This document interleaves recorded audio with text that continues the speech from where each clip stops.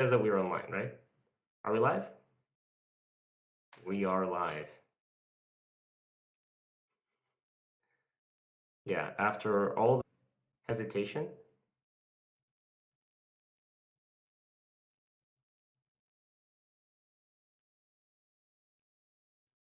So, Pietro, you need to confirm that. Let me ask in the chat. They made it. Yes, we made it. It was a long. It was. Yeah, yeah. I see the. No, I can't see it, but I see the stream. I'm checking the stream window, and I can see that people are saying that it's good.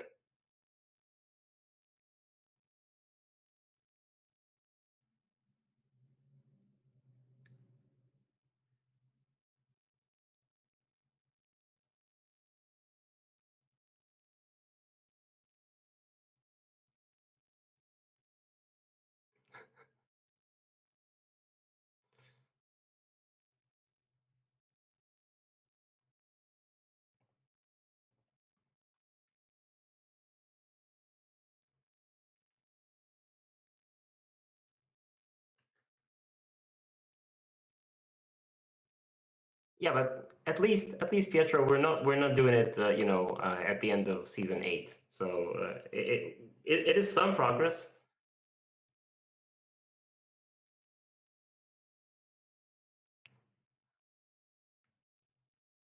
And it's so nice that Pietro is running the stream.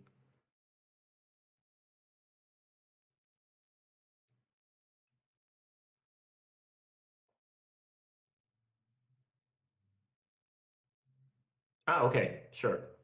By the way, is my voice, is it loud enough or is it too loud? Because I can't tell, and I can make it.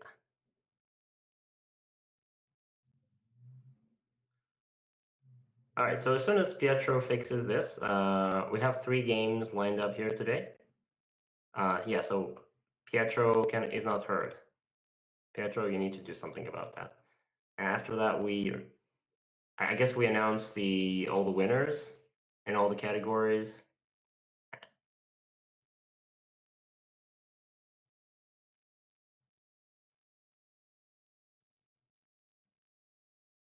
Yes. And then you fix but first you fix your sound.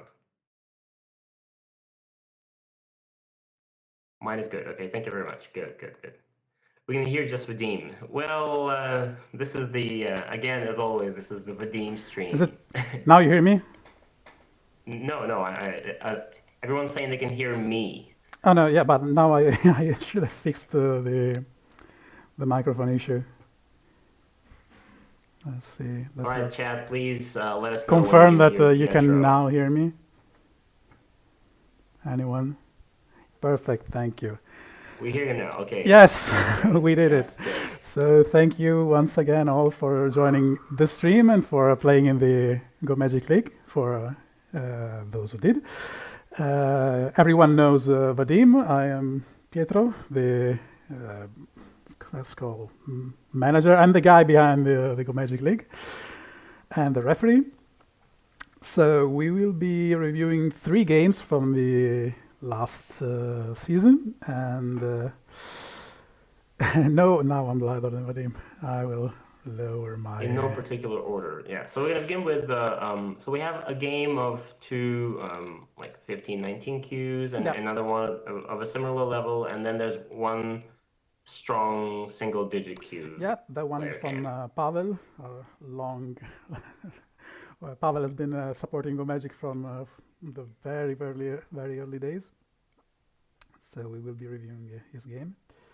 All right, so let's begin with that. A very short and sweet and very nice review of Sanjnu. So the first game. Yes, let's move to the game scene. Did you put it on the screen, Pietro? Yes, it can. We start? Yes, you can. Let me go check online. Actually, my stream is like completely frozen, and I can't see anything. It's just all I can see. Trust the process. Okay, I trust the process. I trust that it's running, and okay, let's go. So this is, if I now click, can you see the moves? Everything is okay? Yes, it should be okay. I see, that's fine. Okay. So the game is from Empty Pubbies versus Singe. Yeah, I guess those are singe nu, the- I guess, is maybe French, because singe nu is a singe is a monkey, and nu is it's a naked monkey. I don't know. That's a funny name.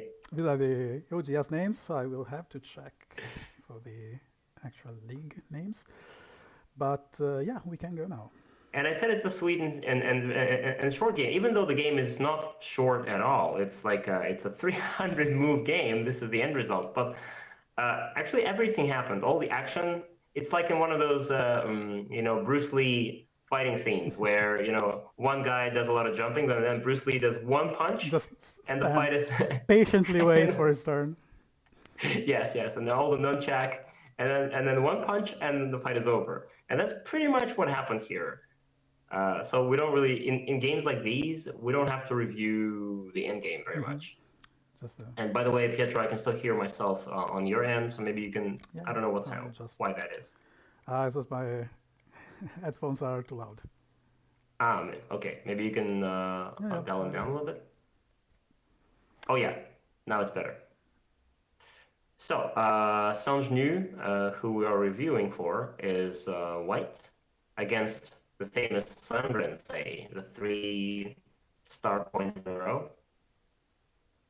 But I guess, it doesn't really matter that much, because the game goes in very unpredictable directions immediately, and white approaches, and then black plays in the left, and here we go. So there's one interesting thing that I see every once in a while, I think, and it makes a lot of sense to talk about here. And that is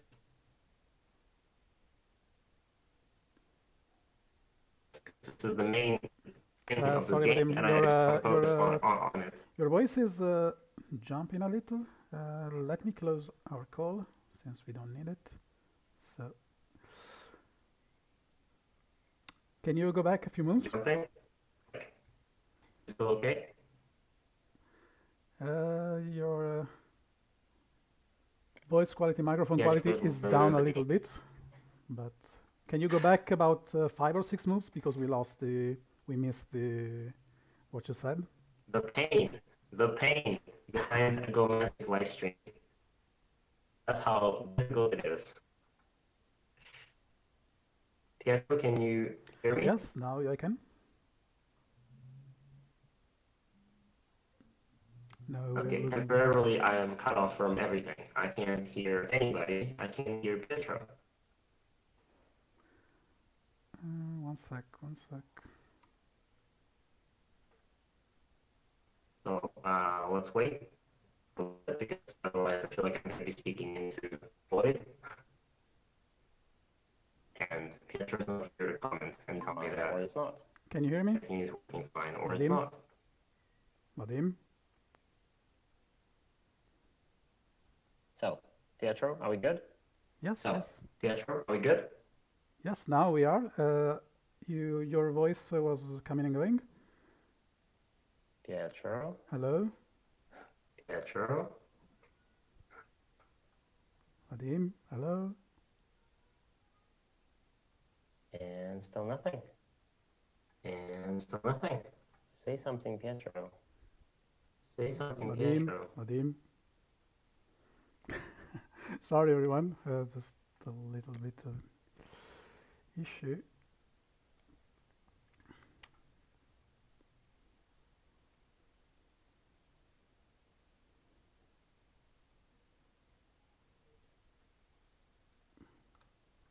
Vadim?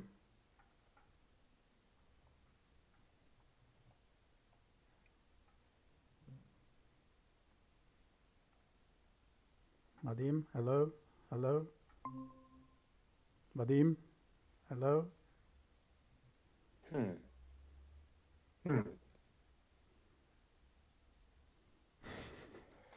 Sorry. 1 second. I don't even know if I should start a VPN. I don't even know if I should start a VPN or I shouldn't start a VPN, because I'm not sure it's better or worse. They make things better or worse.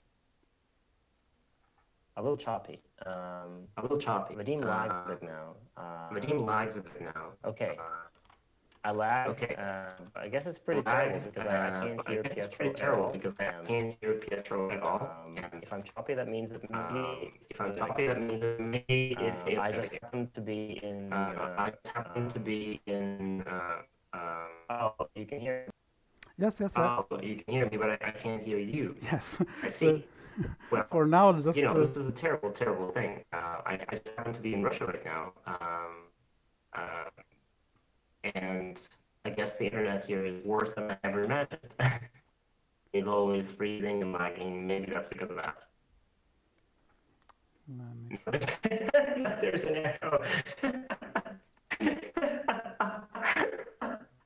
Oh my goodness.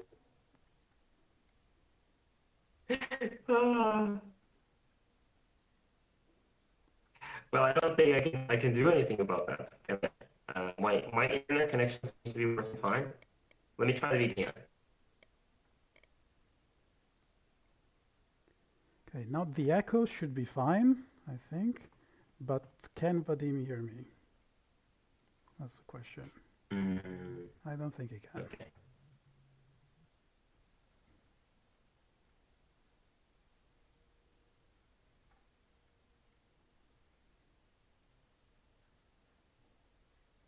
Is it working? Is it working?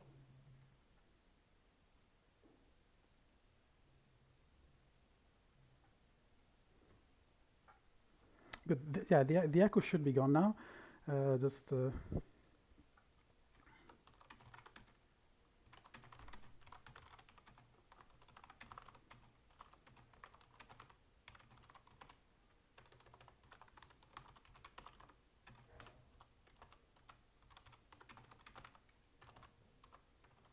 I guess it's not working. yeah, I'll just ask Vadim to do the review, Oh, and meanwhile, I will try to fix All right, let me get the Wi-Fi. the and see if communication between us. if that's gonna help. As long as the review itself is working, I think we're good.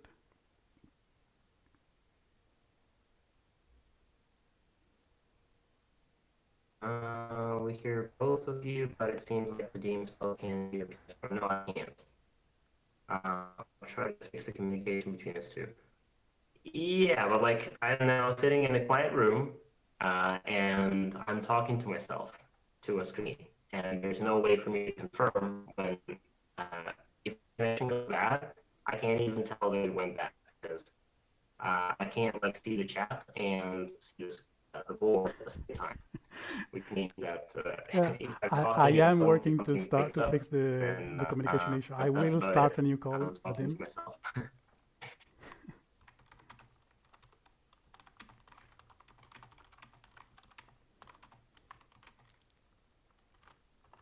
Is it still okay now? Can you guys hear me now? Is it still okay? Is it pretty bad or is it getting better?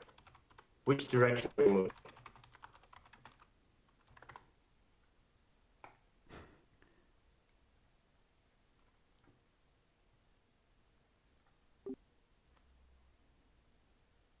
Starting to call. Okay.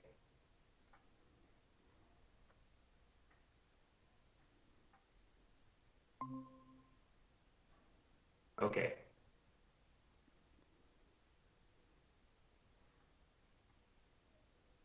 I think I missed a moment when the magic stream started being such a difficult thing to do.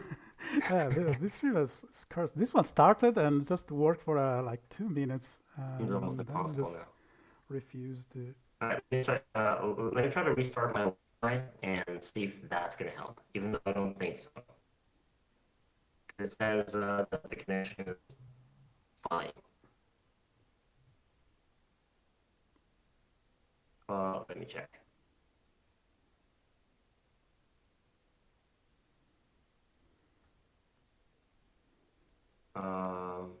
Okay.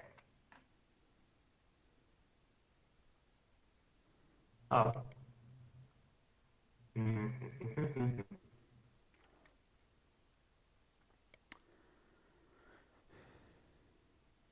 Guys, keep me updated if you see anything.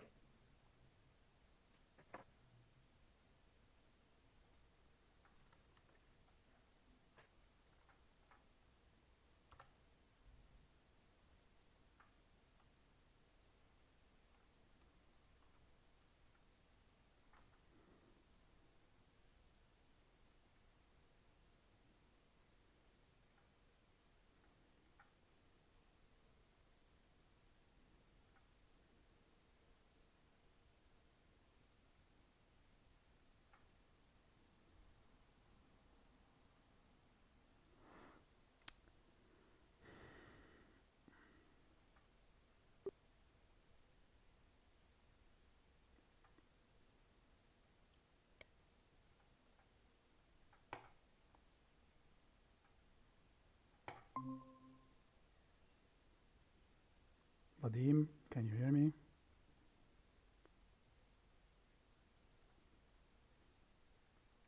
Yeah, sorry about that, Gabe.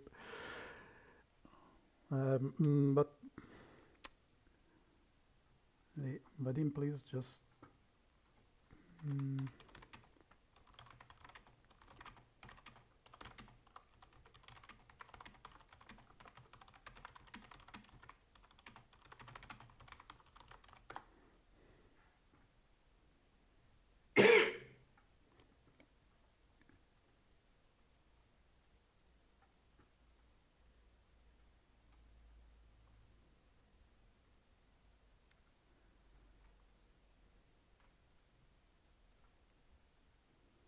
Vadim, hello. At least read the chat. Vadim.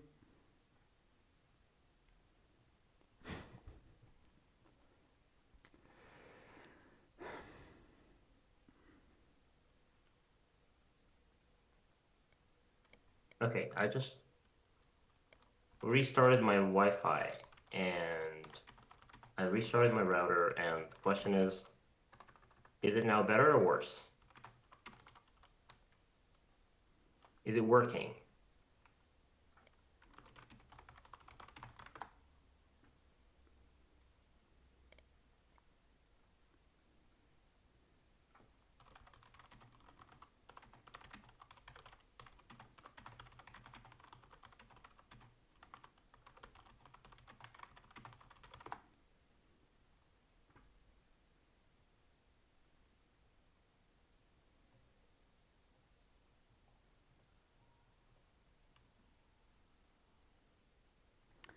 All right, guys, is it now working? Is the stream running or not?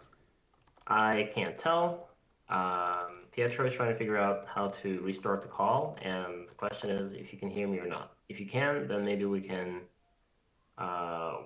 continue the review until Pietro fixes the call, and then somehow everything magically will work.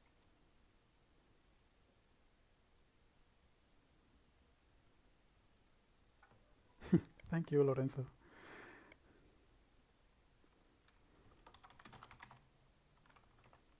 Or not. Or not.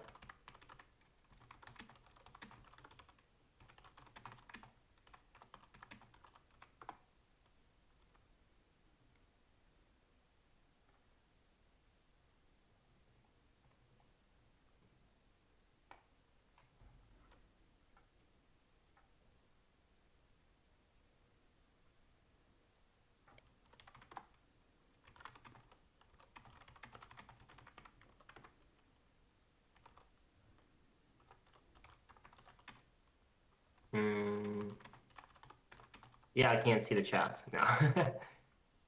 My video is good, but I can't see the chat. Oh, okay. Perfect. This is a little bit ridiculous. Oh, right. Right. Of course.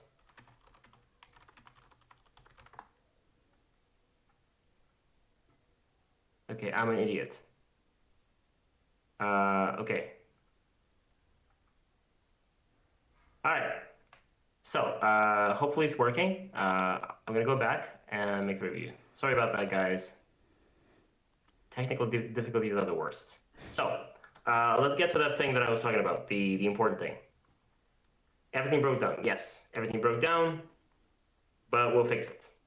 So here's what I'm talking about. We're gonna get back to this spacecraft opening that Black and White are manufacturing right now, but we'll talk to that a bit later. Let's see this this variation here. So the naked monkey, I mean sans genoux, White, plays out some sequence here, and check this out.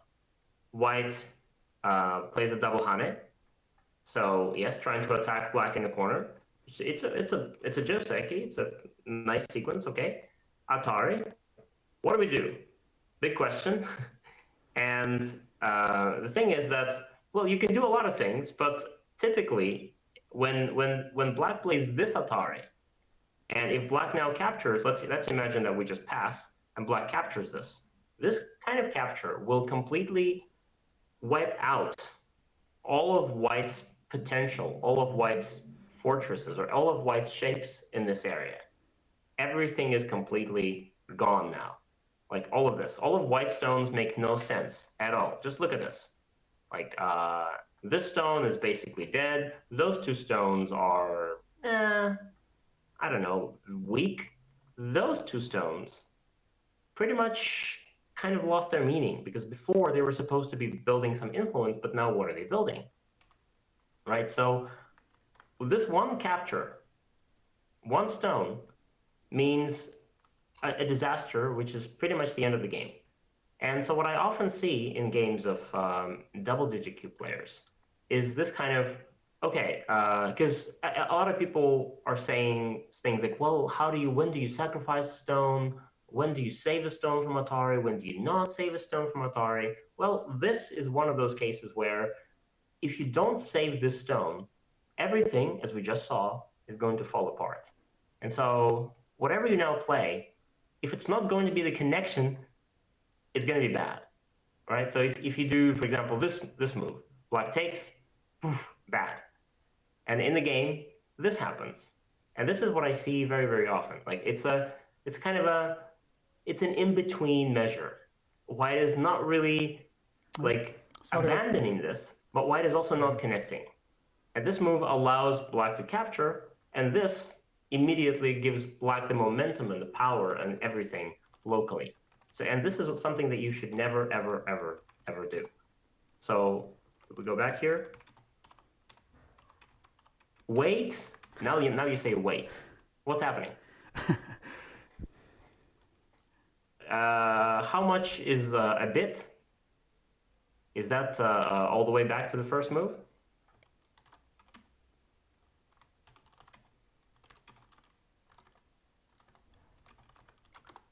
The board isn't. It don't see the top. Oh my goodness. Magic as it may be, you can't even imagine how severely difficult this is. When you're reviewing a game and like right in the middle, you realize that you have to go back and review the whole thing again. You can give control to the other guy. I think what we have here is that I have control, and Pietro just shows the what I've said, like what I've sent him. I've sent him the review link. C6 is the last move. Let me go check. Yeah, sure. But I was talking a lot about what happens after if we allow black to capture the stone.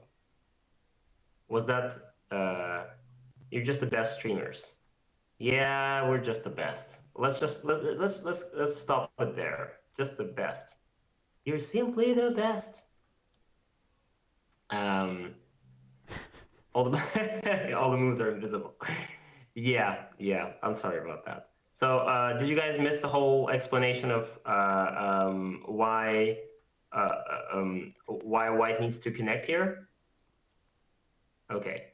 So, just in case, I was saying that if in such positions as this one, when there's a big fight and when one of the opponents captures a stone, this will immediately weaken our position badly.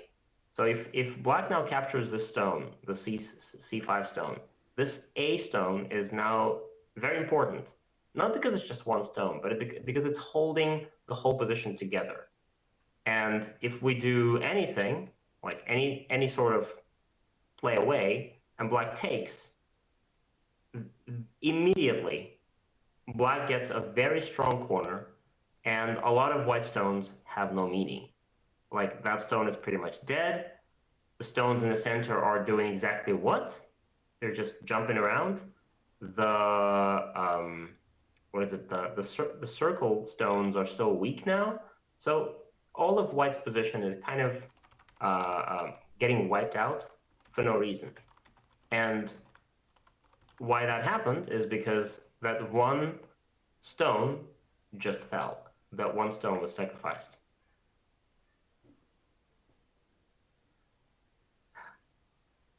Seems good now? Still stuck? Seems good. Okay. Yeah. It's a painful review to make, but it's a painful review to watch, I expect. Because when you're watching this and it gets stuck all the time and you can't see the board, you can't see me, or you can't see the stones, that's not a pleasant thing to watch. I mean, watching a football match is more exciting than that, for sure. So what I'm saying is that this kind of move is something that I see all the time when somehow in exchange in response to the Atari, we respond like with a counter Atari, and that looks very cool right until this moment when black captures, and now all the cool disappears, and what do we have left? And now white has to try and salvage the situation, try to save something. Black simply connects, and white has a bunch of weaknesses. Now white has a lot of cutting points, a lot of possible Ataris, and then white plays here, not fixing the cutting points. You see, the cutting points were, let's check. There's this one and there's this one. Those are the two biggest ones. And they were still there before. So if white wanted to try and salvage something, then maybe fixing the cutting point would be something like this, for example. Just fix one of the cutting points, and yes, it's still a better position for black because of that, but it's not falling apart. After this, another Atari, and another Atari. And this is one more like choice. Like, what do we do now? Do we now save the one stone or the two stones? And it's very easy to kind of judge that, okay, two stones are better than one, so obviously let's save the two stones. But in Go, it doesn't work like this. In Go, it's not about numbers. It's not about 1, 2, 3, or 5 stones. It's about how important these stones are. It's about, are they keystones or are they not? Do they cut anything or not? So let's compare. Wait, I'm going to be checking every once in a while if everything's running fine. I think it's good. Yay! It's good. Put a frowny face, right? Those two stones. Okay. Pietro, have you figured out how to get back to the call? Almost. You cannot hear me, but I think I did. So let's compare. So let's say that we give up the two stones. The sacrilege. What a complete sin. We're giving up two to save one. So we save this one, black will take two, and sure enough, this position is nice for black. Black will get all of that, a very big corner, but at least, look, I'm going to erase this. At least all of white stones seem to be kind of connected and working together to gain the bottom area plus some influence. And now it's white's turn to start doing something. White is now not in danger anymore, so white can start thinking about maybe possibly making an invasion here and starting some kind of fight in the top right.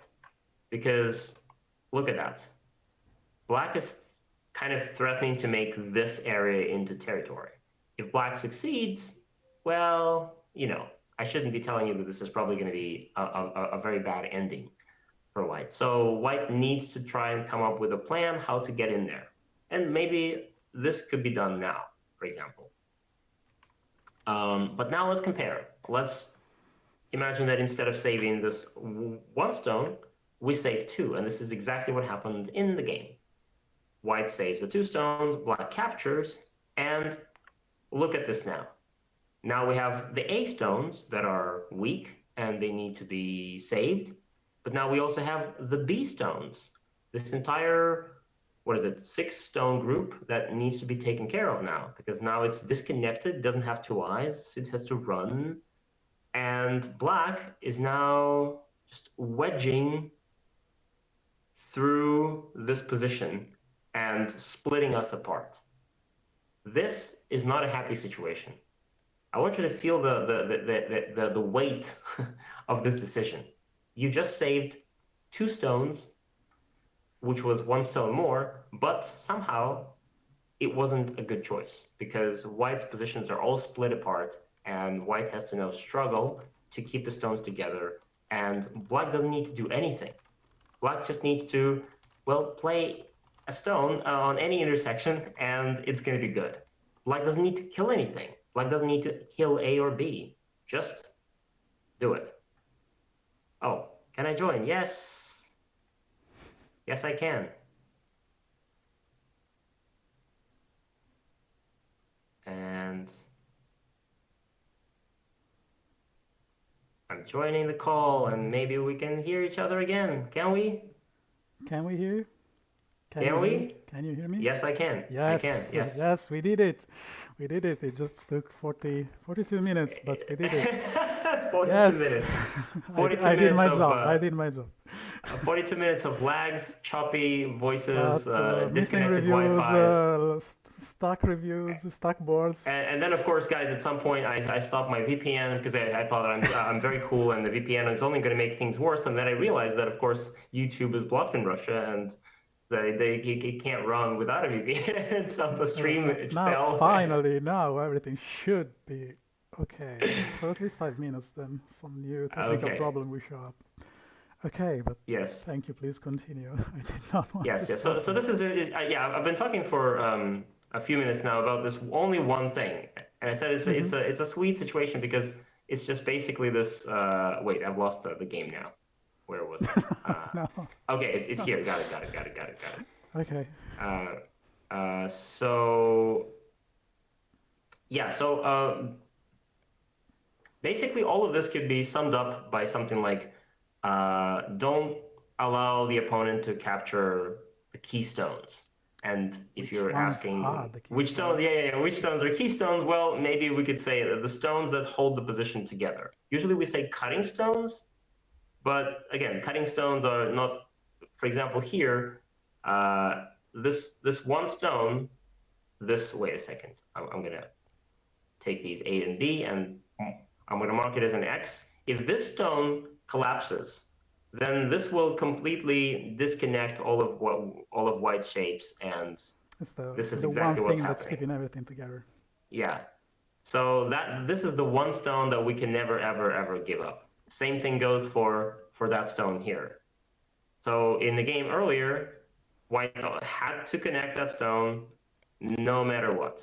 Connect it and then see what black is going to do. Black has some choices.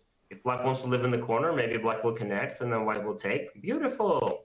But a lot more likely, black will take the stone, and then we go. Where do we go? As white? Well, yes. Pretty much only one choice here. I mean, 99% of the time how about Pietro? How about going for big influence? We can go influence and build a beautiful wall. Even this is better than the game, because white is like, it is white is giving up the whole left corner thing, but then white gets a beautiful thickness.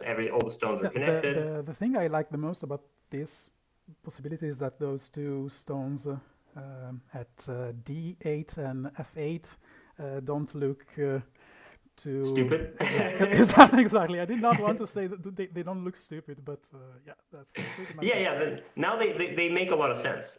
All of white stones, it look like they were placed there for a reason. Yeah, if you and all of them are doing the classic Joseki variation, then those two stones look kind of. Yeah, well, of course, the main Joseki variation would be to Atari from the other side, allow black to capture, and then we take back the corner, which is a nice thing to do. Yes, maybe possibly in the future, black could do something there to disconnect those stones, but we don't care about that so much, because even if those stones are gone, then white gets still a lot of, look at that beautiful territory at the bottom. That's a lot of points. So that is the simple thing to do. And this is something that Sanj knew, something you need to remember, that you cannot give up stones like this A stone or like this X stone. These stones are the ones that you can never sacrifice. This is the offer that you cannot just refuse. And when you see your opponent threatening this, you have to save them, because otherwise the consequences will be very bad. So this is pretty much after this. And again, like I said, black doesn't need to do anything. In the game, black played this, and then Atari, and the stones on the left died, and this is it. This is the end of the game, pretty much. Of course, the game continued. This is move 57, and I say this is the end of the game because this is where I would resign as white. Yeah, maybe a little bit earlier even. Yeah, maybe a little bit earlier, but yeah. But this is of course the game would continue. But already here, probably after those like 3 mistakes, 1, 2, and then this one is the third when white lost all the stones on the left. This is pretty much maybe black winning by 50 points or something like that, which means that it's going to be difficult to catch up. Lorenzo in chat wrote something potentially interesting, that he said he's a new player and often he has trouble identifying which stones are variable, because sometimes he tries fighting over something and looking back at the game it turns out that something was actually very small and not important. Yeah, I understand. Yeah, I tried to kind of come up with some examples, some visually appealing examples in the what is it called? The typical mistakes 2.0 course. Yeah, I think that's the one. There's lesson. I think it's the first lesson where I talk about which stones to give up and which stones to save. Yeah, and I showed some pretty cool examples on how even you could have like 10 stones, but if they're not keystones, if they're not very important, maybe you can keystones again. Yeah, maybe you can give them up. It is a concept that is really hard to define in simple terms. Yeah, like a lot of things in Go, and that's what makes Go such a beautiful game. If this was pure science, then everybody would be wearing glasses like this and just saying, yeah, I've read this in a book and I know how to do it. This is how everybody does it. But Go is full of exceptions, and that's the beautiful thing. The silly answer, the naive answer may be that an important stone, a keystone, is a stone that if it's captured, changes completely the balance of power in an area. We could yes. So if it's but even then, it's not easy to define. It's easy to say that the key. How do you define a keystone? Well, if you feel like you're losing, then you lost the keystone. Clearly.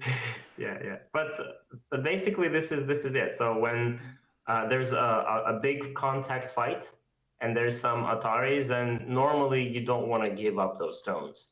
So in any tight fight, when the stones are intertwined and then they start playing this difficult moves, then you cannot miss some Ataris there. Like, I don't know, if we go back and try to imagine some Joseki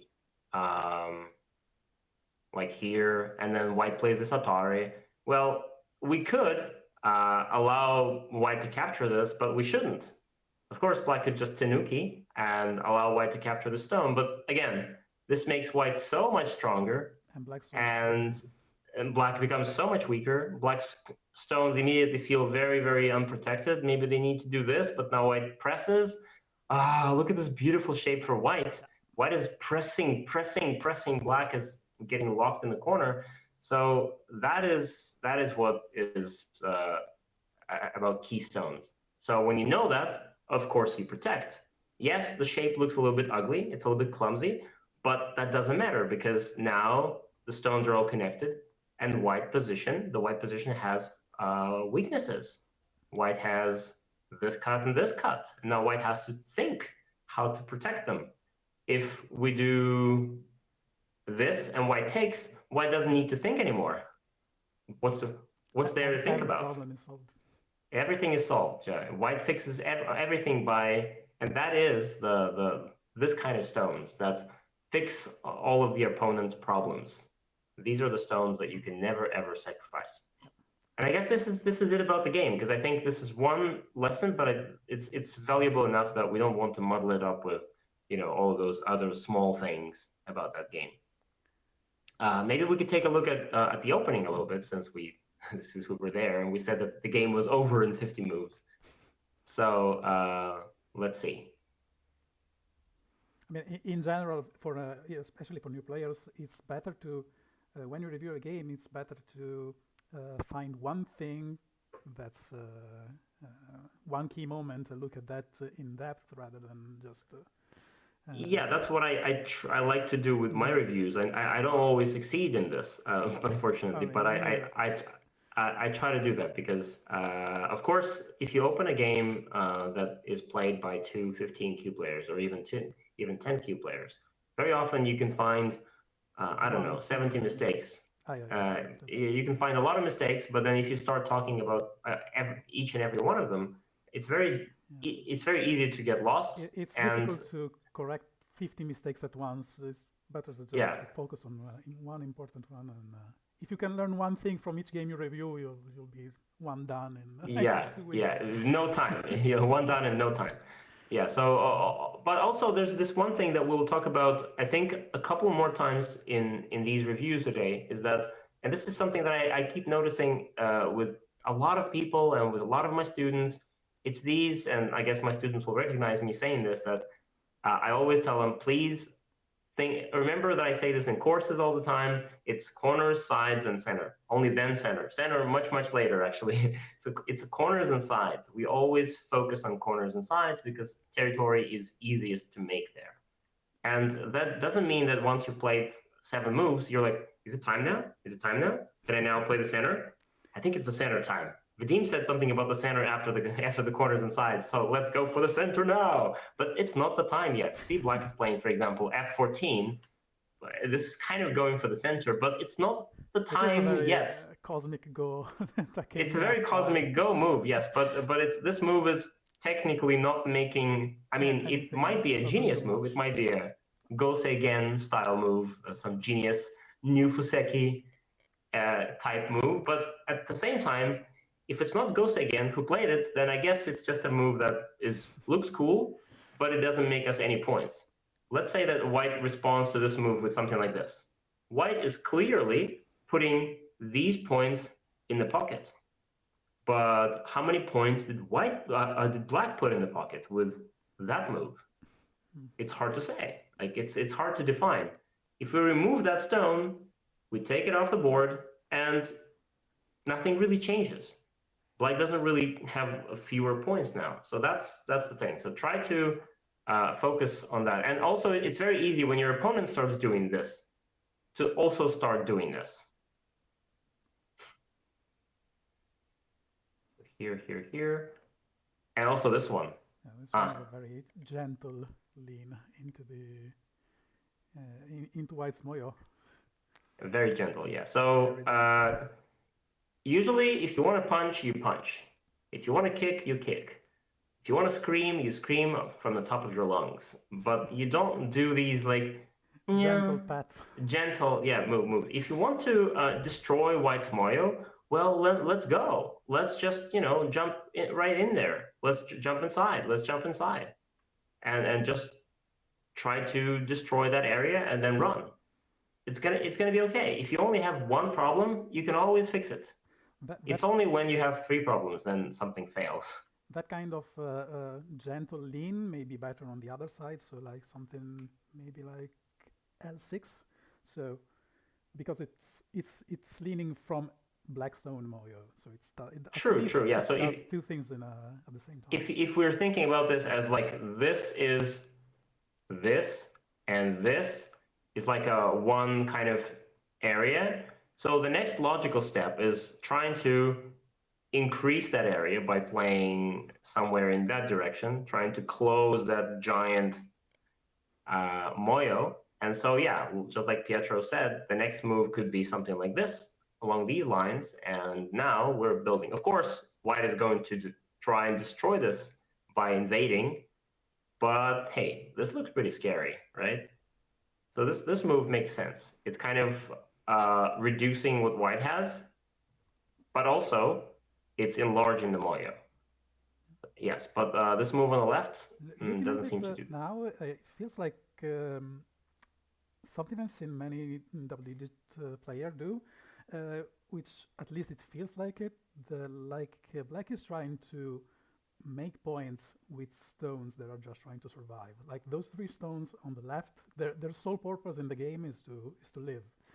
they are not doing anything else, and black is trying to make points from them. Yeah, that is true. That is true. So kind of, there's like a big difference between, we can say, the triangle stones. This is our Takemiya style Shinren Sanrensei. That's the big the cosmic go beautiful Moyo bank, yeah, everything. But the stones, the square stones on the left, their purpose there was to just, we put them there to prevent white from getting everything, right? So now we make sure that this area will never belong to white. That's it. It just erases that potential for white. Those square stones, let me erase this. Those square stones are not there to make us 100 points or even 50 points. They're only there to just for that. If they make 2 points, that's okay. If they don't make any points at all, that's okay too. They just run away, and maybe we later connect them to the triangle stones. And that's about it. Very common double-digit mistake is to use these stones that are just living and to make points, and that's not efficient. Yeah.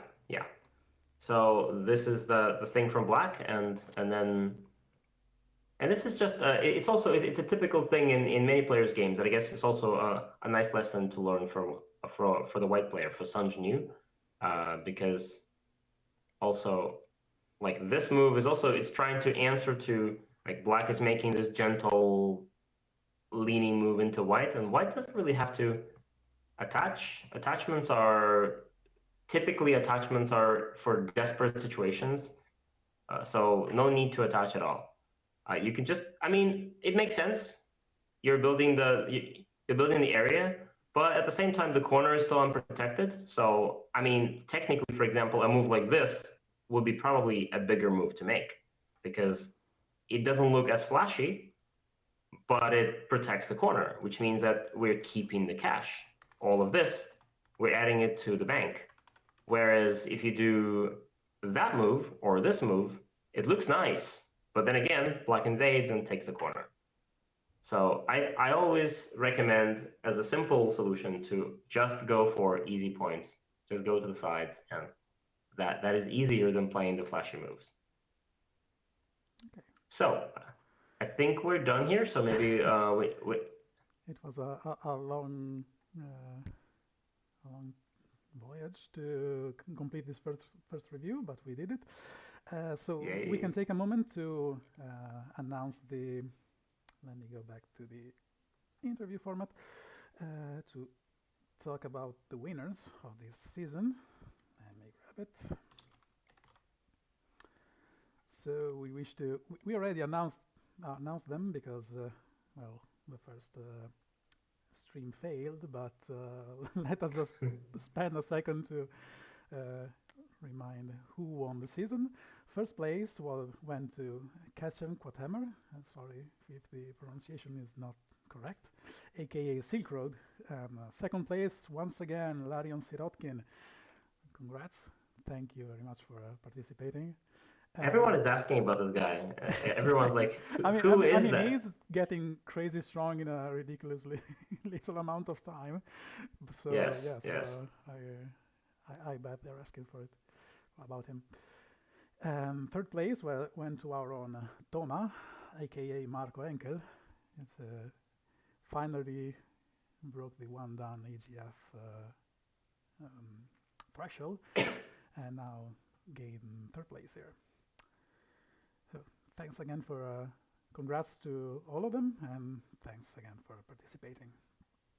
Shall we move to the second game? Then we can. Sure. Yeah. Which game do you want to go first? Do you want to go the 15Q, or do you want to Grandpa Frog and it's the 5Q? Let's do Grandpa Frog first. Okay. Sure. So. Let's see.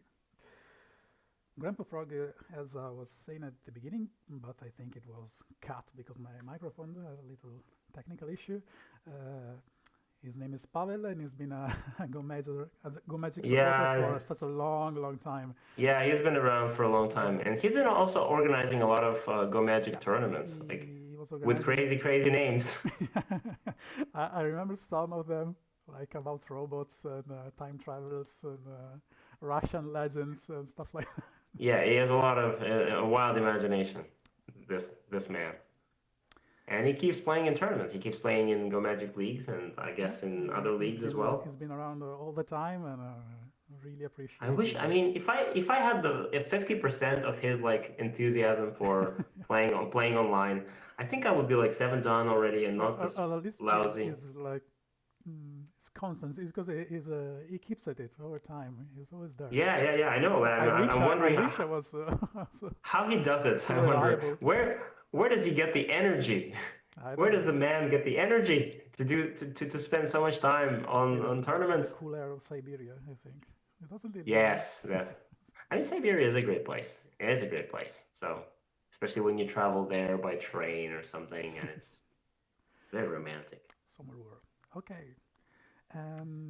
The other opponent is Arturo Victoria, aka Varturo.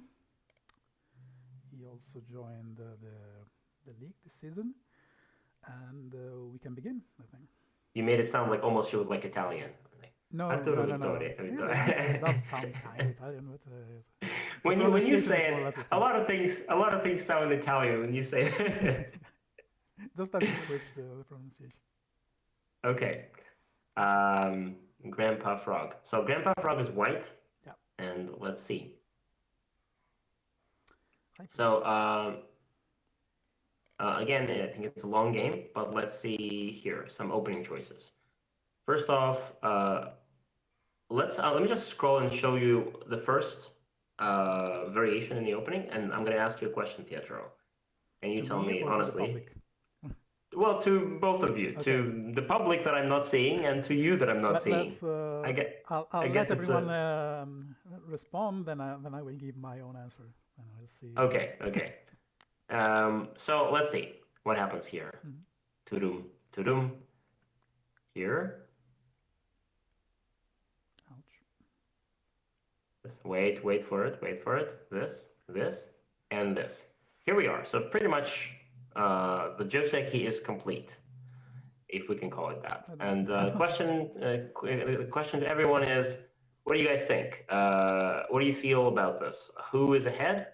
Is it better for white? Is it better for black? Is it even? Is it Joseki? Should we start playing this in our next games?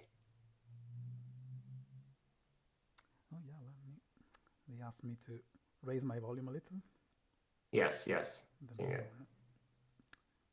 Well, that's just the natural. Pietro's natural voice is it's a very gentle voice. Low voice. I have a very harsh voice naturally. I speak very loudly. Siberia. So anyone has black is ahead. Yeah, black is ahead. Better for white. Black is ahead. Better for white, I think. Better for white. Black. Okay, so everybody looks good for black. So most people are saying good for black. Pietro, what do you say? I think this looks really good for black. This was originally white's corner, and black's black approached. So usually we expect some white to at least get something, but the only thing white got is a living group. This white's group here, as we were saying before. This kind of group doesn't have any development potential. It's squished between two groups. So what black did was come onto white's corner, get both sides, and force white into a sabaki shape. So yeah, you can kind of judge this when you look at a situation and you're asking yourself, well, is it good for me or is it good for my opponent? You can kind of start thinking about it in terms of, well, how many stones did we start with? If, for example, your opponent had 3 and then you played after that, you should expect that, of course, your opponent should get a better result because, you know, he had a 3-stone jump start. But in this case, he had a head start. But in this case, both black and white had the same setup, right? So one thing white simply had really useful too is to compare it with another Joseki. Like if I Yeah, we will, and we will. Yes, we will compare. Of course, we will compare it with the Joseki. Sure. Yes, but I mean, so this is it. White had the first stone, and then black approaches. So this should be this should be a Joseki. They both had the same number of stones here. So let's see what happens. White plays a pincer, and after all this, just like Pietro said, we have this dun dun dun dun dun result. And yes, white got out of this maybe this many points. It's about 5 points here or something like that. And there's also this stone that doesn't really, well, I'm going to mark it as like the triangle stone, which is standing there, it pretending to look good, but it doesn't really do much. And there's also the square stone, which completes the picture of this abstract. Looks like what would be a good result if black already had an enclosure here. Like if this was black's corner and black already had an enclosure, then this would look great for white, because white is settled and is not in danger and everything. But yeah. If we had started with something like oh wait. Shimari from the something like this and I don't know, and this maybe. Yeah, we started with this, and then white invaded. And the end result was that, and then amazing for white. Sure, yeah, white invaded and like managed to live locally and like destroyed black's potential. Sure, this would be nice. Yeah, absolutely. But that's not the case. Actually, white was there first, and then let's see what happens. So one thing that we could do here is that if white plays the pincer, what went wrong? Yeah, the mystery, the detective story. What was the clue? One thing that is very simple to fix here is that when white plays from this side, white now has a choice which side to block from. And if you go from this side, now white is building a wall, but the problem is the wall is being built in Gote. White can now make an extension, true, but in this case, black is going to cut. And the one stone on J4 will be cut off. Of course, white didn't want this, so white decided to fix that. But now Gote. So black gets a chance to erase the potential of the wall. And maybe this would have been a more fair move for black. Just play in the middle of the left side and just offer white a choice. If white plays from this side now, we make a two-space extension and erase the wall. If white makes a small extension from the wall, then black could get a comfortable extension on the left. This still feels like a nice result for black already. Yeah, this feels slightly better for black, but not dramatically. Yeah, so to fix that, maybe block the other way. Because this way, we are giving up the corner, but we are attacking this stone with the help of our square stones. Now, all of white stones are working to give the corner and attack the triangle stone. So in this case, black would extend, we would extend. I don't know, black would probably Hane, this, connect, black jumps, something like that. Maybe even white plays another move here to make sure that the stone doesn't run away. And this is the end result. Black gets the left and the corner, white gets the bottom. This feels a lot more fair, doesn't it? Both players seem to have pretty much the same amount of territory, and it is black's turn. Sure, black's turn, but still looks a lot more even. Yeah, this feels like it could be Joseki. I don't know the Joseki for the two-space high pincer, but this one feels at least reasonable. It feels like a Joseki. Yeah, it feels like a reasonable result. But in this case, we have a problem because, like we said, if white connects the stones, then Gote and black has time to play at the left side. If white plays the left side now, then a split. So already this is a little bit unpleasant. But then the next thing happens here. Black plays too close. And so typically we play a move like this one. And why do we do that, Pietro? Why do we choose this As C11. the proverbs teach us, you do not play near thickness. Never play near Yeah, thickness. you do not play near thickness. You do not play near the strong stones. White has like 1, 2, 3, 4, 5 stones. We don't want to play too close to this. This is like a wall. And also because now if you play in the middle, you kind of set up this. You set yourself up for a very easy life. It's either A or it's B. Whatever white chooses, black chooses the other one, and we have this beautiful, beautiful situation there. And white Easy for black. definitely choose B. For the Well, same yeah, reason. well, but same reason, yeah. But black plays here, and actually now black doesn't have A and B. Black has A and B. And a possible And jump toward the center, I guess.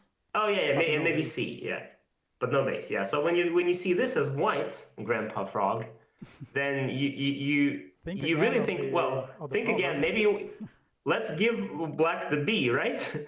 B looks like it's a very boring move. So if you now play something like A, and now what is black gonna do? Black now has to jump here. Well, right? So now white is controlling the flow of the game. White is going to control and attack those 2 black stones, and black starts running around, and of course white gets all the profit. So this is what should have happened. We have to trust that this is the wall. We have to believe that those 5 white stones are a wall, and we're going to use them like a wall. Where pressure. There is sometimes that feel the conviction that I have a wall, I have to play in front of it to make points, but that's Of course, black can try and try to pressure the wall in some way, and try to threaten to disconnect. But this would be an interesting fight because the wall is not that weak. So if black does this one, for example, of course we can connect, but we can also think about, hey, before connecting, let's now attack black and take that vital point. nice one. If black didn't want to take it right now and play here, well, let's take it, or let's play this one. So this could be an interesting fight for white, and this is what I think what white should have done. But in the game, you play from your wall again. First you make the wall, and then you play from it. And basically, this is a very good rule to follow, that you never want to play from the wall. You always push your opponent into it, but you never play from the wall. Because if you manage to make 5 points or 7 points or 10 points with the help of your wall, those are going to be the ridiculous points that you make in the game. Those are not the happy points. Yeah. If you're worried Yes, you can make about them. the wall becoming weak, then something has gone wrong already. Yes. If you're now worried that this wall is going to die and this is a way to strengthen it, well, maybe the whole thing is wrong from the very beginning. Yes, maybe we should have chosen that other Joseki with the block from the other side. And that's what happens then. This is how it happens, that after a couple of wrong direction decisions, we got into this shape, which seems, well, actually it's not, it looks, I agree, from a strong Q player's perspective, and also from my perspective, it looks kind of overwhelmingly good for black, but actually not so good. I checked with the AI, and it's only, do you want to guess how big is black's advantage here? I'm saying +3, maybe. Yes, it is +3. It's exactly right here. Black +3. I mean, but it's like I just eyeballed it. I did not look. I promise I did not look. Yeah. So you would like expect it almost to be like, oh, maybe it's a +7 or maybe, but yeah, it's only +3 points. Well, I thought that usually a big Joseki mistake is about maybe 2 points, 2-3 points. So I just eyeballed it, but maybe it would be in that range. But it's like maybe 3 points. It's a terrible mistake in a Shinjin-So game, but it's an okay situation in our amateurs games. 3 points, I often start my games with like 5-3 points, and as once I played two 5-3s, is already telling you. The AI is already like, all right, Vadim. Yeah, you already lost 2 points, Vadim. What are you doing? Are you stupid? Really, I told you, Vadim, I explicitly told you shouldn't be playing 5-3. Why aren't you following my simple advice? But you can't trust the fella. with the even what 5-3s. looks like a big mistake in the opening is usually just very small. Yeah, because sooner or later you make that kind of mistake from the previous game where you give up a couple of crucial stones, and that What are will be like a 30-point mistake. And that is where the game is really, it changes from almost even to almost lost. Disaster. Disaster. Okay, so next it continues reasonably. And again, this feels very passive from white, at least yeah, from my perspective. Yeah, a little bit. But you understand why white is doing this because this is it's taking the base away from black. It's taking the base, making a few points. And this is trying to separate. Okay, makes sense. Makes sense. Separating. This one also kind of okay. Not maybe my style. I would be thinking how to immediately separate here. So to make sure, but actually considering that black doesn't have this move very much because there's still a cut, so maybe still okay. There's no easy connection, so maybe this move is not exactly the first choice, but it still makes sense. And the separation here, and this exchange, and at this point white needs to like decide, okay, where do we go next? Because all of the easy moves have been played. We've separated black. Obviously, we won't be able to kill. This group is not going to die. So the separation has been a success, but what next? What next? And then, so let's, I don't know. The bottom is still completely empty, or mostly empty. It's yeah, the bottom is empty. High value because it's contested, but it still looks big. Yeah, it feels like even if we make a move around here, this won't make any points because black can always like pressure from the top, from the top, from the top. Black can go underneath, underneath, underneath. So black has like every direction is open, and the stones are really high, which means that probably white won't make any points around here. Like this pretty much won't be white's territory, which is a little bit unfortunate, but yeah. But let's see a couple more moves. So white tries a probe inside the corner and then goes here in cente. Okay, this gives up the corner, but it gives white this stone the move outside for free, in cente. And then the jump, this. Again, a little bit too slow and a little bit too passive.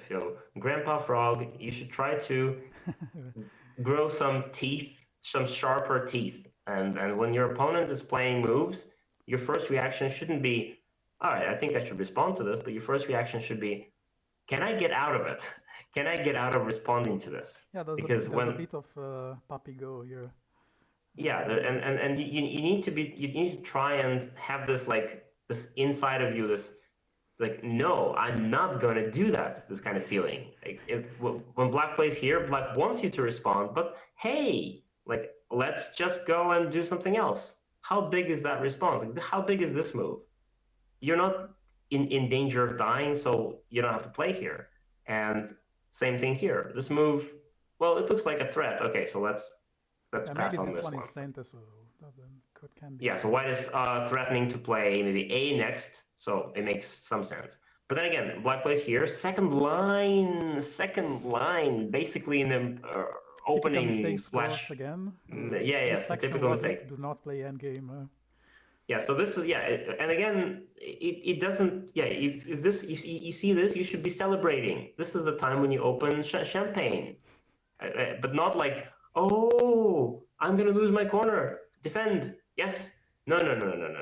You don't want to do this. So this kind of move, you do it only if this is move 170 maybe. But now it's only move 58. So no, you don't want to do this. Maybe instead of defending the corner, maybe you push once to make sure that all of your stones are connected. And when black saves that stone, all right, now you make another choice. You don't do this. You don't follow it up with this defense. It's not urgent. The corner is not that big, and you won't lose all of it. So let's just, after this, find the big move.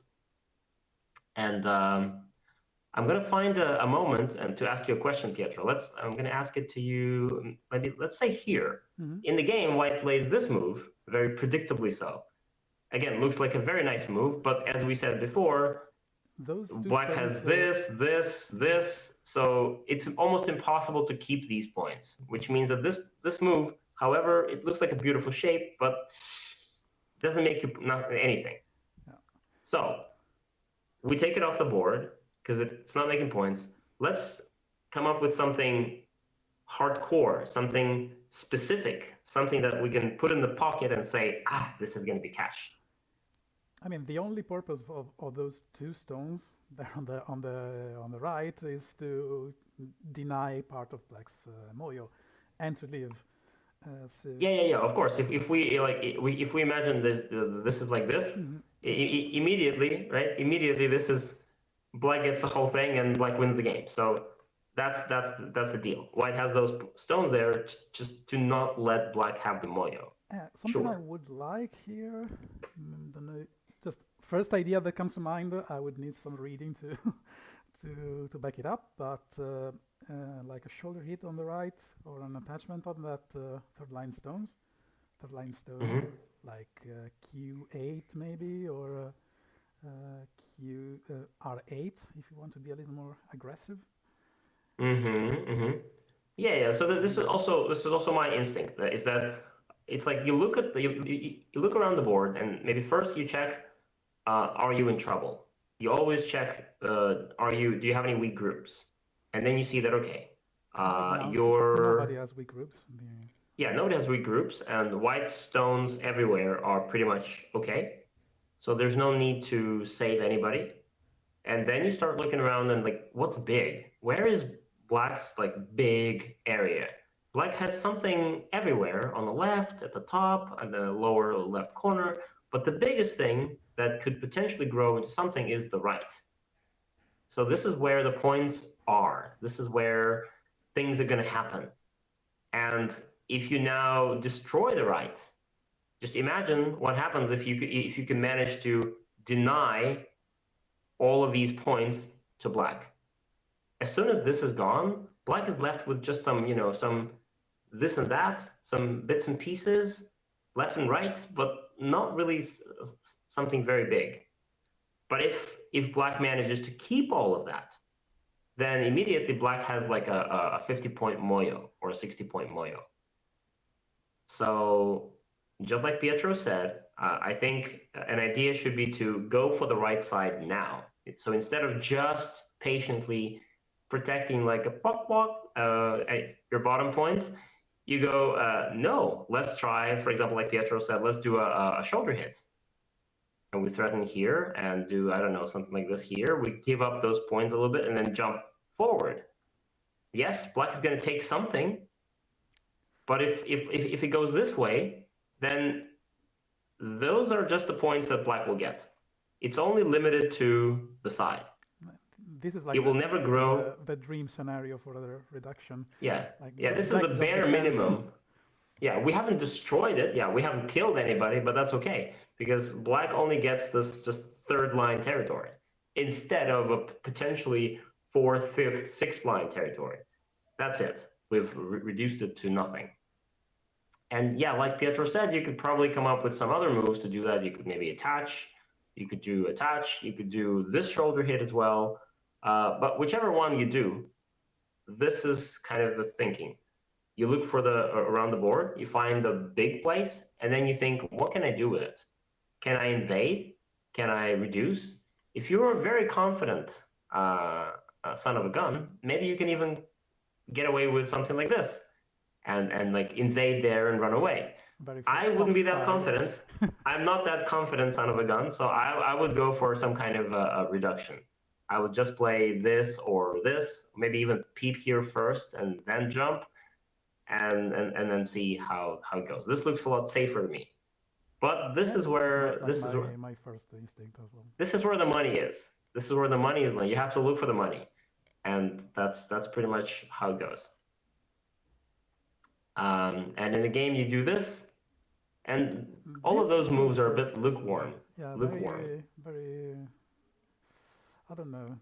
don't want to call it slack because it's still a very big endgame move, but it's still.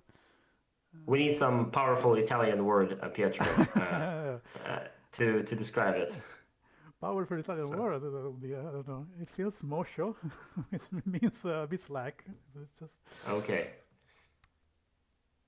So, yeah. So a lot of running and gunning here, but actually all of this is fight over nothing. Yeah. So we're missing the whole point.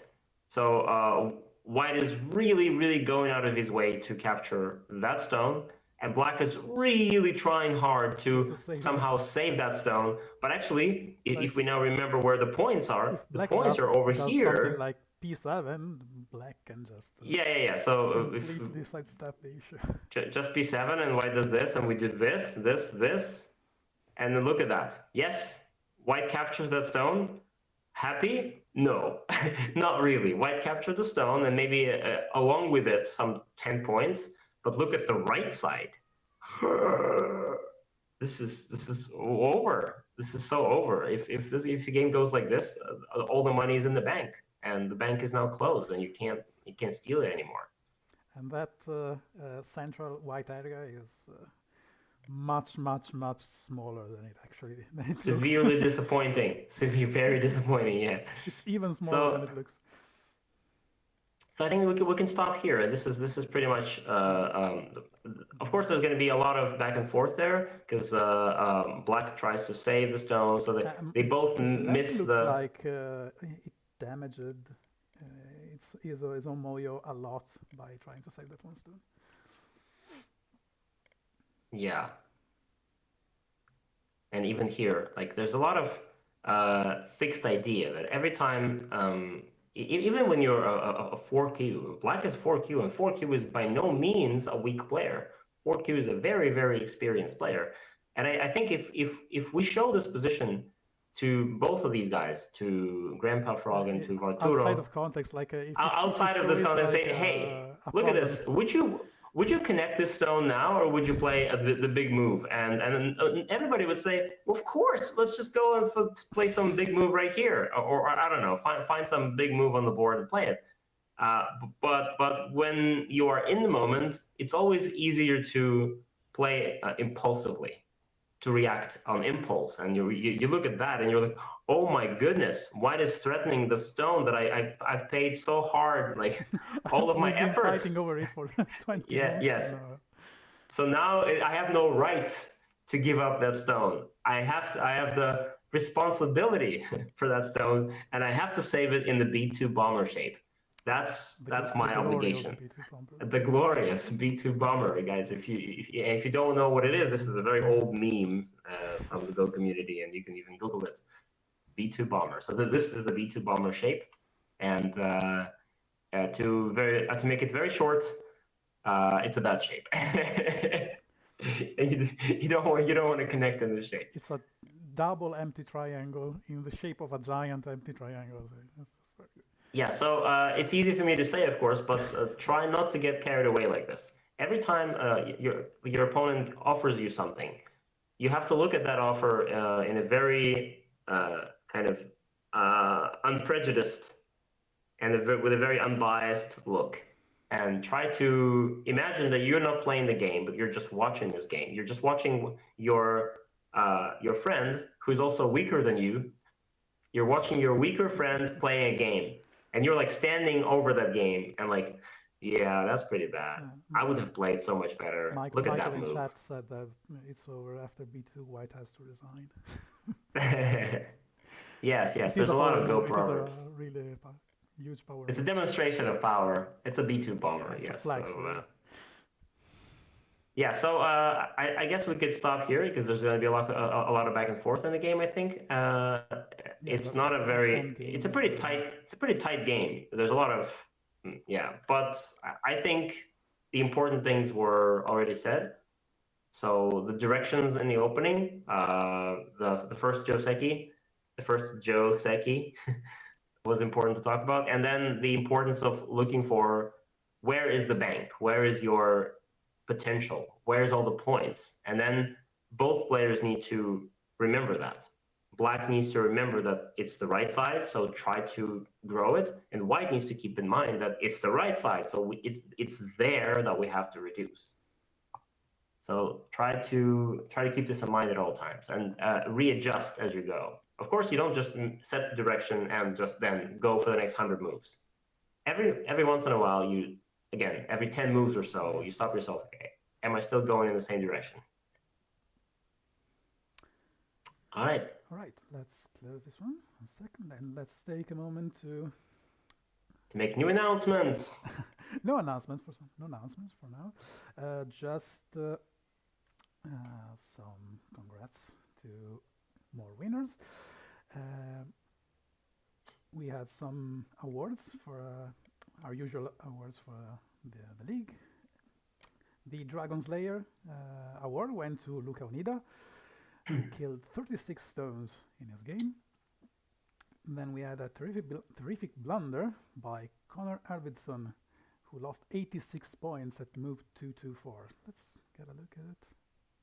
Let's see if we can check the blunder. I won't be able to see it, but I think I saw it earlier. Okay. Don't want to shame it. It's just interesting. The blunder was at move like, let's show the world. No, I don't want to blunder shame. I do plenty of them. Yeah, there it is. 224. Ouch. Yeah.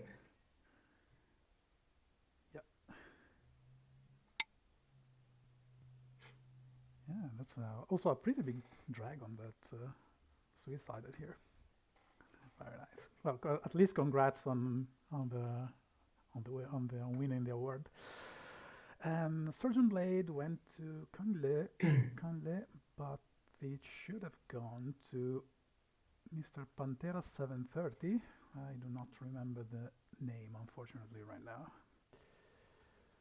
And also congrats to everyone who achieved 5 wins in the season, which are Vincent Abel, Javi Ziegler, Mauro Brembilla, Lucas Pardo, Michal Pabis, Wild Yam, no real name, sorry, Daria Matveva, and Walter Quadhammer, which is Cashin son, I think.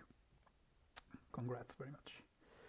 And 4 wins for Cashin himself: Larion Sirotkin, Marco Enkel, Dimitrios Satkas, me, Arnaud Lebuc, Adrien Mosquera, Marie Mouton, Steven Stockard, Dov Antoine, Michael Wyman, Sergei Harlamov, Josh McKay, Alexei Matvev, Elisaveta Kefaleva, and Mats Van Osten.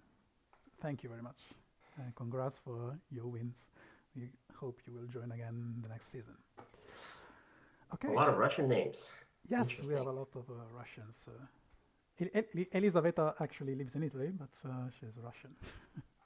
And Larion Sirotkin lives in Ireland or something, yeah? Ireland, yes. And he's currently the Irish champion, I think. Or Irish.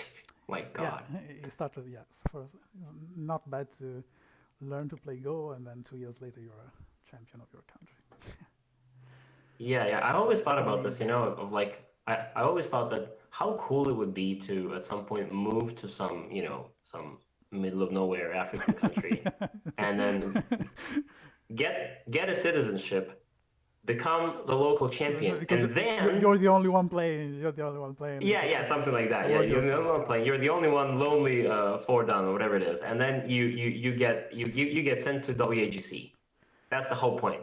Because I thought you send yourself, you crown yourself champion. After I thought I mean, there's a lot of. Have you seen those participants for WAGC from like every year, even like this year in Canada? Every time it's like there's a bunch of countries who send like 15 Q players or like 4 Q, 7 Q players, and then it depends a lot on the country itself. Like for example, in Italy we use a method that allows anyone to be sent on the WAGC or the Korea Prime Minister Cup once a year. It's like a rotation. Everyone who Everyone gets a chance? Yeah, more or less, basically. You just have to participate in tournaments, and as long as you qualify in a certain number of tournaments, you gain points, and you can be sent regardless of your rank. So, Okay, but I thought that Russia is a terrible country to be born in, like in that respect, because even if Ilya Shikshin at some point doesn't want to go, and you're like, okay, Ilya doesn't want to go, so then there is like Alexander there's like Dinerstein, and then then there's like 20 more there's six, seven down players. There's Shiksin's wife, who is also like 6 dan, I think. Wait, really? Yeah, isn't his wife also a very high dan player? I cannot remember. I should Unless he married recently, I don't know. I haven't heard. I but remember I know he that has Shiksina maybe is Oh no, you're talking about his sister. That's his sister. His sister. Yeah, he has a sister. There is And a they both they both studied from their father, who was like a renowned Russian Go teacher, and they both became pros. His teacher is also a pro. His teacher she went to Korea, I think, at the same time with Dinerstein, so she was there, and they both became pros. Except I think his sister is now living. She's not living in Russia. I think she's in Canada. Okay. But she's a pro. Yeah. So yeah, he's a pro sister. He's a pro. Oh my goodness. Yeah. You have a lot of steps to ascend before you are even people remotely consider to go to the Yes. Okay. Let's move to the last game. Yes. So last game is Go Michael versus I Ordonez. Yep. Right? And we're reviewing the game for Go Michael, right? I think. Yeah. So Go Michael is chose games from people who lost all games. Again, not shaming. I promise I'm not trying to shame or anything. Just no. I'm saying and when I say we're reviewing it for Go Michael, I mean Go Michael lost the game, as a way to encourage participation. It's like, all right, yes, you lost the game, but at least let's have a look how you gloriously lost. Learning is the main goal here. Okay, and I promised that we're already. I promised we're gonna get, yeah. The move 5 was already interesting because usually you would enclose the other corner. It is a small difference, but like usually when I play this kind of opening, I would play instead of e3, I would go for q4. Q5 or something like that. Well, I mean, I'm looking at the players' ranks and I'm trying to make some adjustments because it's a very small. I guess if we're talking to a 14Q here, I don't think that really. Of course, if I'm reviewing this for a 1-dan player, I would say, man. Yeah, you're it's probably like a half point. It's more of a conceptual difference. And there's a lot of things that we as human players, we thought that, well, this is how you do it. And then, of course, computers came and they said, well, actually, you know what? This is okay, but this is also okay. This is like a 0.2 something. The famous, what was it? The game was lost at move 2 by by Kajiwara, right? By Takeo Kajiwara, yes. Classic, but unfortunately, of course, this is completely shiitake, bullshitake. This is obviously nonsense. All of those assumptions and all of those books written by Fujisawa Shuko, where he corrected his fellow professionals when he would like look at their games and say, well, look at this move. Like I would never play like this. Say, such a crude move from a fellow professional. I would have played this move. This is the only move in this situation. And of course, the AI is like, -5. No, it's not. It's not the only move. Yeah. And the move that was played in the game was actually just fine. Often I check sometimes, well, not often, but when I do tsumego from paper books, if I feel that a solution is weird, sometimes I put it into Katago or AI Sensei or something just to check if the solution is correct. And it's always funny when the author goes, this is clearly the best outcome, and the AI says, no, that's a horrible. Not very clear. Not so clear anymore. It's completely, and sometimes, in fact, the main example that is shown as being a wrong answer is actually the blue move, the AI move. That's always Right, funny. yeah. Well, that's why when I do Tsumigo, actually, I never do these things anymore. I never do this like guess the opening move kind of problems. Yeah, no, I did this before, but now hate, when I do Tsumigo, it's only like classic tight. Tsumigo. Yeah, it's a life and death situation, and you need to life and figure death out or, the exact sequence. Tsuji. And there's only one sequence, yeah, and Even it's those, proven. mid-game attack and defense Tsumego, they are still kind They of could be, reliable, but yeah. you often find that a lot of ambiguity. yeah, There's yeah, a lot of gray area. It's So yeah, typically fascinating in its own right. In traditional opening theory, it feels like when you play here and then white approaches, it immediately feels like lost the game. it feels like this is a bit the whole area is a bit flattened. That's what it looks like. It's just that human players, they think in images. They play visually because this is how we can make sense of this game out of this mess. And when you play this way, it looks like, or this way, it immediately looks like you're lifting up. You're building a box. The rationale I always thought is that you're trying to build the biggest box, so this way it has the widest. And you're making it like, you're making it more and more three-dimensional. Yes. Yeah. So but of course it's okay. And at this point, I think until you reach a certain point, I don't think this point actually ever comes. I don't think that. Yeah, it's like, such a small difference that it's basically just a person. Yeah, I think anybody could play this against me and beat me, because something will happen in the middle game. This would not be enough for me to, as white, gain some advantage in this game. So yeah, this. All right, let's not focus on this too much. This is more or less okay. Not the Joseki, but still maybe fine. And okay, Joseki here. Yeah, there's maybe no questions. Some shape issue that could be pointed out on the right. Yeah. Come on, Pietro, enlighten me. What's the what issue are you talking about? In this shape, there is one point that makes a good shape for both. Yeah, it is true. It is true. There's a certain urgency to this point, because it is, if black, let's say it's black to play right now, and instead of going just for that and playing out that Joseki, black has a way to play a very nice move first, right? And that move is out and that move is the tiger mouth. The tiger mouth, yeah, which is making black's shape stronger. It's building up the lower side, the lower side, and it also sets up the Atari on the. And it's threatening. If white now plays there, where black played earlier, which white can, I guess.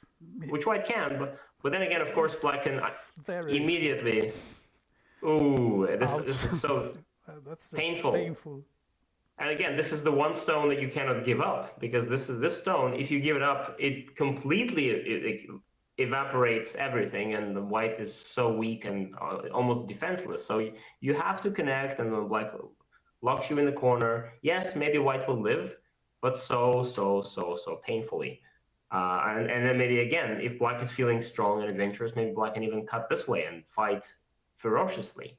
This is dangerous. So no, probably white needs to respond. Yeah. But then this exchange, 1-2, it looks like a nice exchange for black. Black is strengthening the shape. And imagine what happens if white now makes this move. This is weakening this. I mean, first of all, building the right side for white. And also, if we don't do anything, if black passes, now there's push and cut. And the 3 black stones are in danger. Maybe they die. Looks like they die. So, or maybe they save themselves, crawl forever. Yeah, so this is not what we want.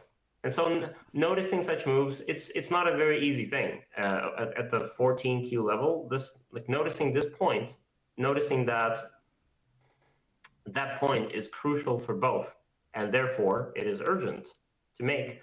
Yeah, it's not a very easy thing. And it is But probably this is the something. kind of mistakes, the kind of issue, the kind of mistake that at 15Q you should focus on the most.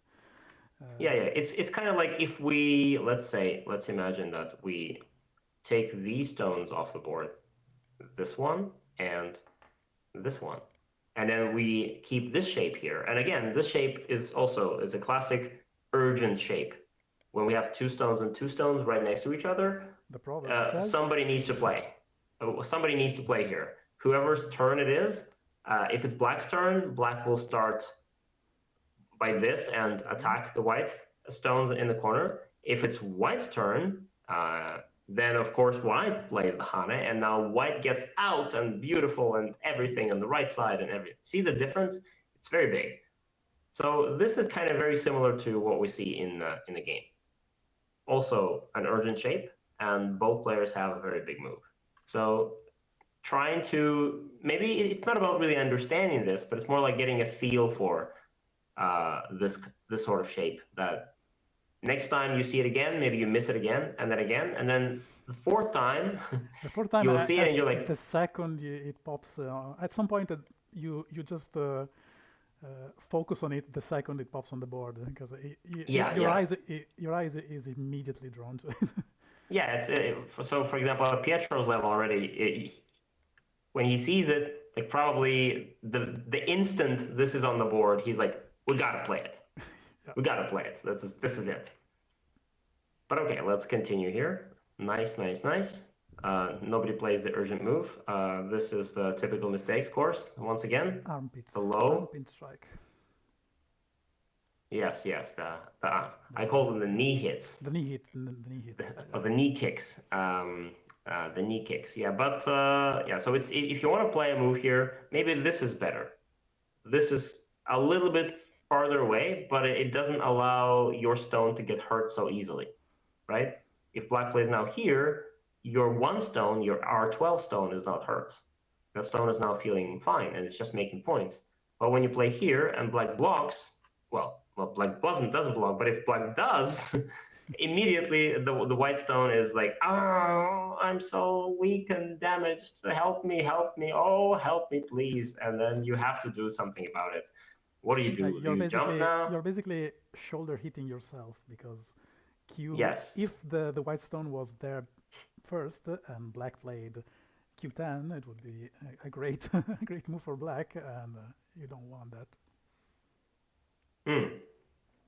So we got this, and also this is also the same type of move. Just asking for the block. We got this. Oh, the shape is still. Yeah, there's a lot of that urgency. The same thing that we talked about, like right here in this shape here, that it has some urgent point. That same situation remains. It remains, and after this whole sequence here, it's still a bit unfinished. It feels like, well, really, can we just if white now plays here? I mean, there are so many stones in that area that it has become less urgent. At least it feels like it's less urgent, but it's the same. Actually, it's the same point. It's the same point as before. Yeah. Still the same point, because if white pushes now, and then maybe, well, this is still the cut, and there's still a cut here. Potentially a lot of problems for black. Okay, so we got this. Okay. And this is, once again, same thing that we talked about in the previous games. I said we're going to be coming back to this, and this is the same thing. Go, Michael. So this is the type of move that you should try to eliminate from your play as quickly as possible. Because remember, it's a game of territory. You're focusing on making more points than your opponent. You're trying to surround more cash. And when you're making this beautiful jump, it's a beautiful shape, and all the stones seem to be working very nicely, and you could take a picture of it, and as Alexander Dinnerstein puts it, take a picture and put it on the wall. But how many points, right? Maybe if we count the points, it's going to be something like 1, 2, and that's about it. So if that's only 2 points that we're making, maybe this is not the biggest move on the board. And if we remember that we have to focus on the sides and the corners, then let's go. Where's the big and there are side? Still a lot of. It's not like there is one single huge move to play. There are so many. Yeah, a lot of moves. Just like for example, almost anything. Any open area is anything. Any open area is going to be bigger than the jump. 17 and 17, even the lean on. Yeah. So any move, for example, in that general area, like any move there, any invasion at the top, it's a big open top area, and if white starts playing there, and maybe even, for example, something around here to close the left side and protect against the invasion.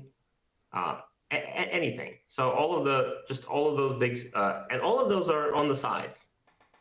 I don't know, maybe push here, maybe block here, and again, sides. All of these are sides. But that is not a side. This is a move in the center that looks nice, but no points. And a very, very deep invasion. And this is maybe the last thing that we'll focus on, this invasion, is whenever, something like this happens, what to do, yeah. Because we just spent... Panic immediately. We just spent 1, 2, 3, 4, 5, 6, 7 stones already invested in that area. And then that bad person, terrible person, this opponent, I Ordonez, just boom, and makes the invasion. What is he up? What is he planning there? What is his agenda? What is he going to do there? So we have to try and resist, right? If we just allow white to comfortably live inside there and just destroy all of this, then all of the 7 stones that you put on the board to invest in that area, they will go to waste. So we need to come up with a plan. So Pietro, what's the plan? Well, first, as Chris Sagner kindly reminded us in his last course on attack and defense for Go Magic, which you can now see. First idea should be to deny a base when the opponent tries to. When you want to attack something, the first point is to deny the base and remove any weak spots. This is exactly what Go Michael did. Perfect. Well done, Go Michael. This is a good move. Yeah. So we're blocking the side. And yeah, so this is again the same move that white seems to be so keen on making. White made A and then B, white really and now the C. knee hit. Yeah, but every time he likes it because he's not punished for it. Black never punished him on the right side, but now finally this is the punishment. Simple enough. Just block it, and the white doesn't have a way to make a base here. Now white needs to run, and that's what we want. We want to chase white, and even if we don't kill, then we gain something in the process of the chase. The one thing Go Michael should remember here is that killing white should not be the first idea. You should not try to kill. Chasing what would you do next? Is more than enough. What next? Well, we want to keep our stones on the top strong and white weak. So even just a honey at the end of 2 stones seems to be the best idea. Recognize the shape? See the shape? This is the same shape that we talked about in that corner. Honey at the end of it's the same shape there. Yeah, so this is a very typical. Next, you don't want to, like, of course, there's a million ways you can disconnect, like try to keep those stones inside. You can come up with something like this, or this, or this, or this. But the easy way to think about it, not to get lost in this, ocean of unpredictable possibilities, is just a hane. This is not the move that was played in the game, and what was played is this one, which is, it's kind of doing that, but it's not just, it's not going the direct way. Because now white has a lot of forcing move on the. Yes, and white can now just because we didn't play the Hane, Yeah, white can just run. In the game, white didn't do. White said, those stones are invincible. I don't have to run. I know those stones are going to live. Confident. Yes, but of course now if not so confident, maybe white just runs immediately, and there you go.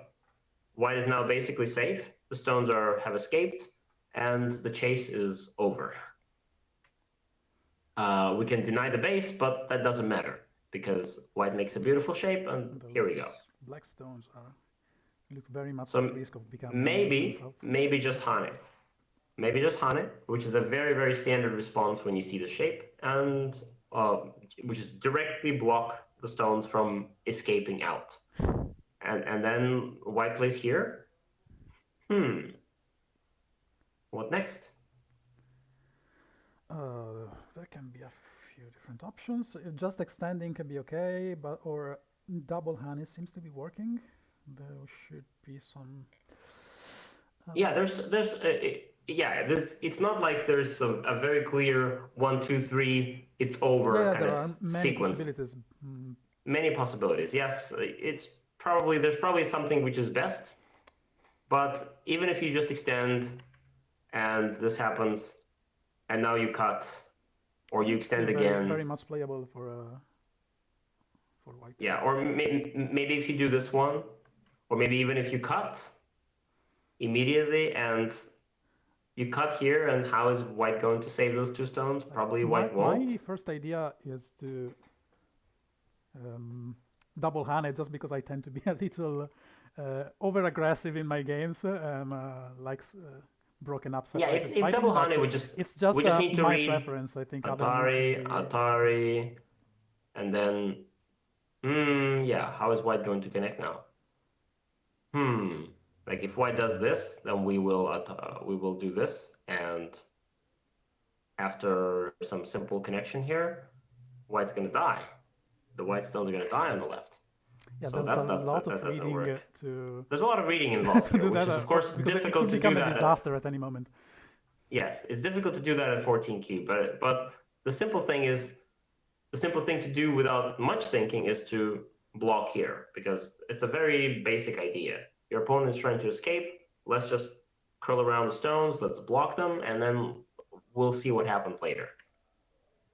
So in the game, this, and nobody cares about the stones, and this, and again, invasion at the top. Black is forced into that very heavy shape. Yeah. So instead of black attacking now, and after this, basically white is just pretty much dead. White is dead inside, and there's no way to run anymore.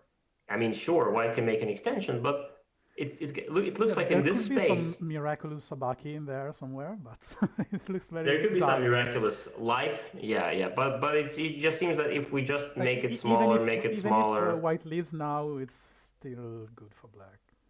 Yes. White makes a small life with 2 points only, but black gets the entire wall on the outside, like the perfect walls on every side. Sure, it's also good for black. No need to feel disappointed. It's only disappointing if white just runs away and we don't get paid for it. Nothing happens and white just escapes, and where's the profit? So we need to find a way to make a profit. And then the entire next game is going to focus on basically both players not thinking too much about those left stones, even though if black captures them, black wins the game.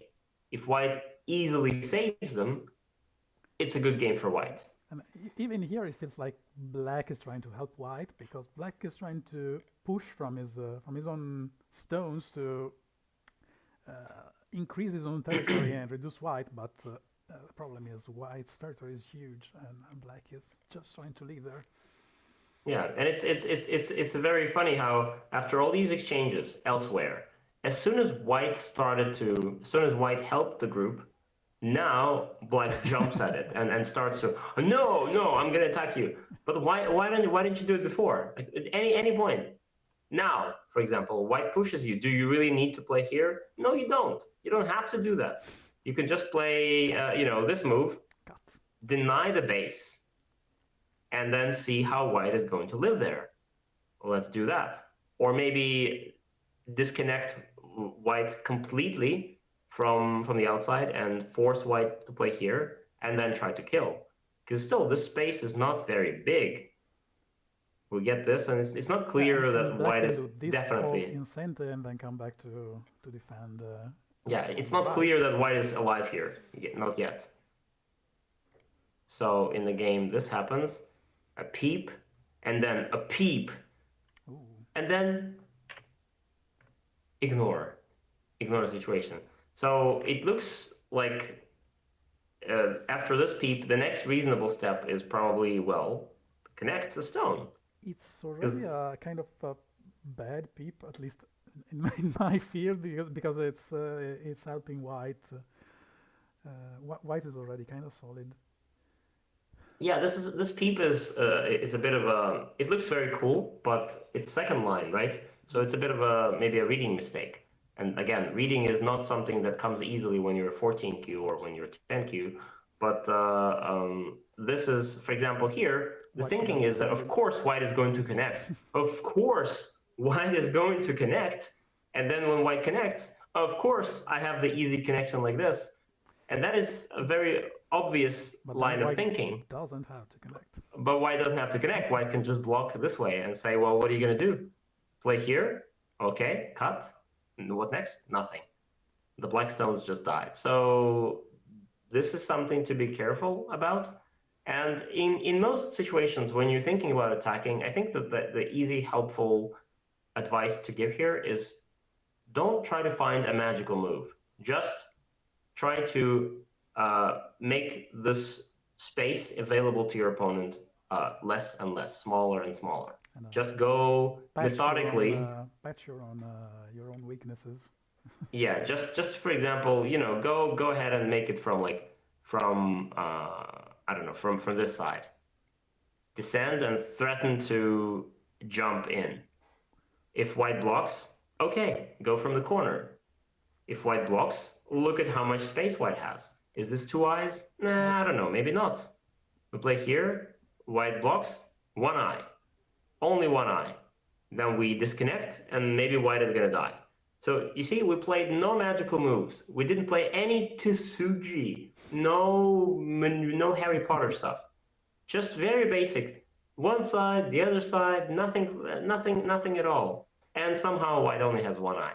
So that's a simple thing. Of course, there are some cool moves out there, but before you can play those, start with this. This is the old-timers, but still classic moves.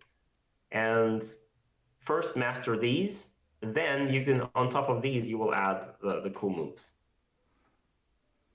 And so in the game, everybody ignores that, and then black keeps surrounding and surrounding and surrounding and surrounding, and now it feels like, okay, kill now kill, and somehow like, for example, instead of playing here, why not now connect?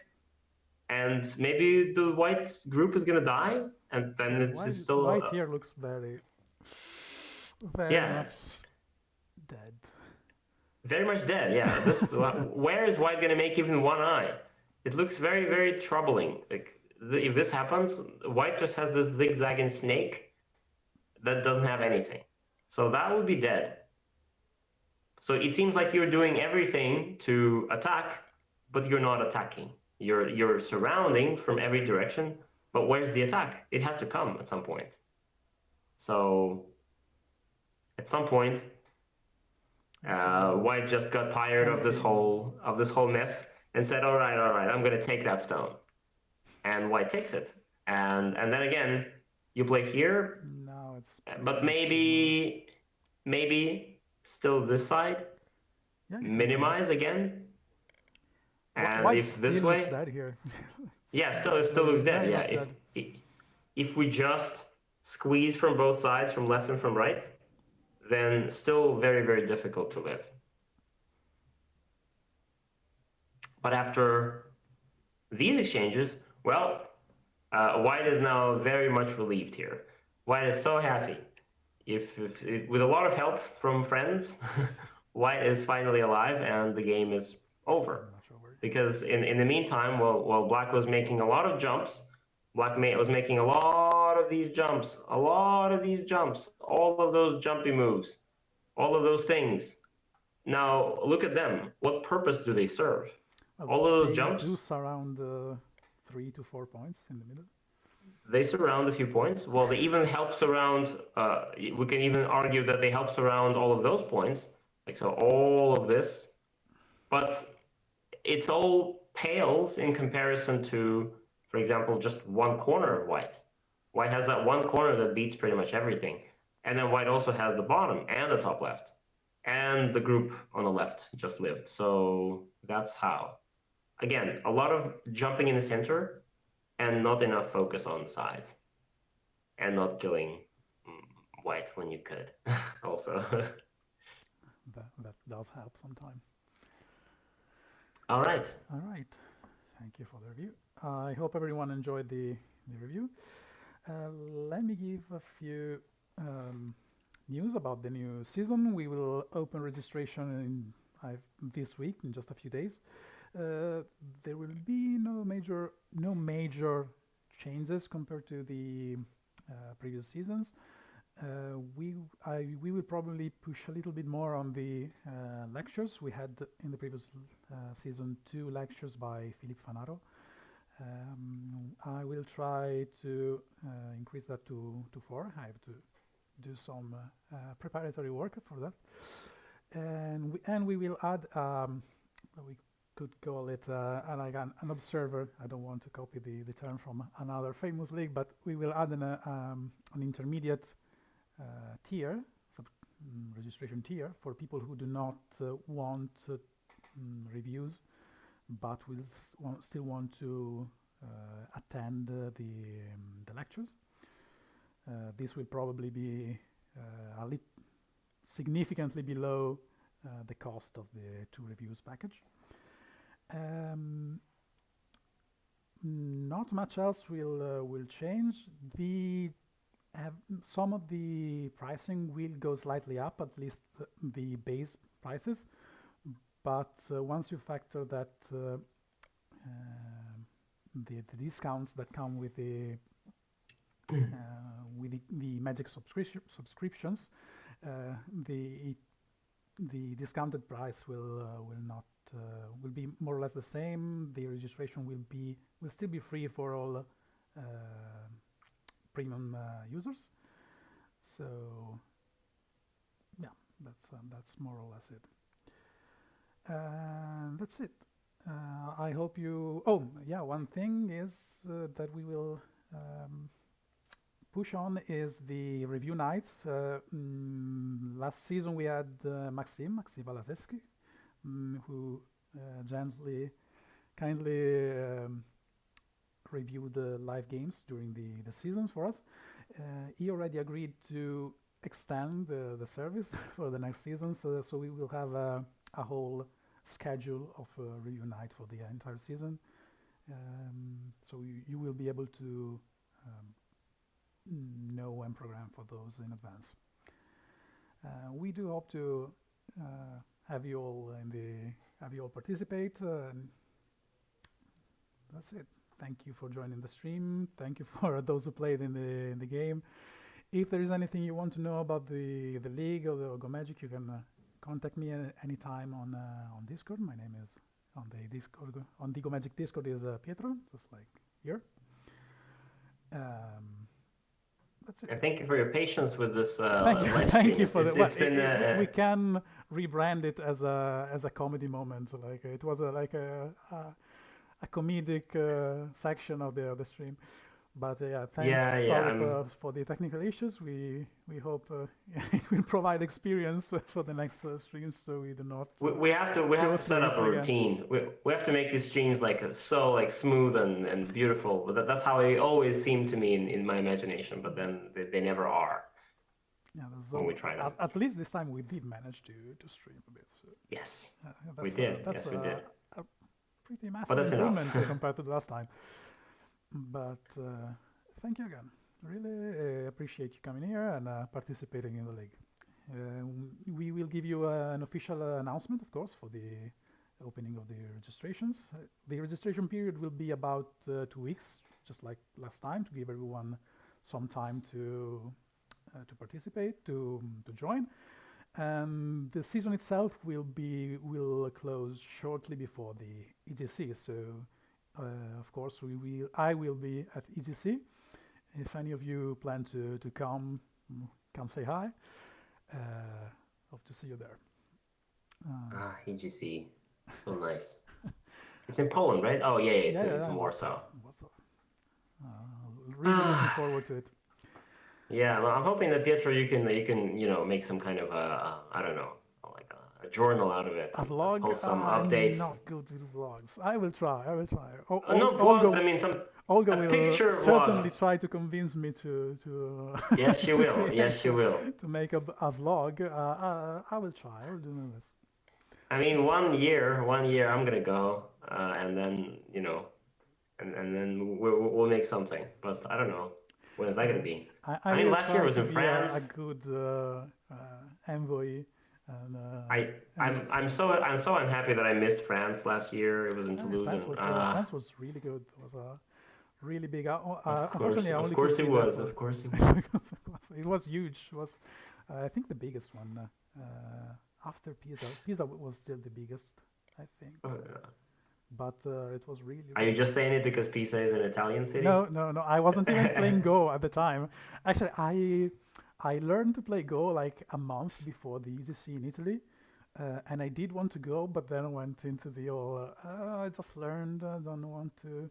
I don't know if I'm strong enough to go. But if you just learn to play and you're thinking about going to EGC, you should definitely be going. Yeah, EGC is great. You will have fun even if you just started. Yeah. Pietro has a whole article on Go Magic about how EGC is the best place that ever happened to anybody. I mean, if you're playing Go, yeah, it pretty much is. If you're playing Go and you're in Europe, it's pretty much the best event of the year. Okay. All right. Thank you guys Thanks again for being with us. For the patience, for attending, for watching the reviews.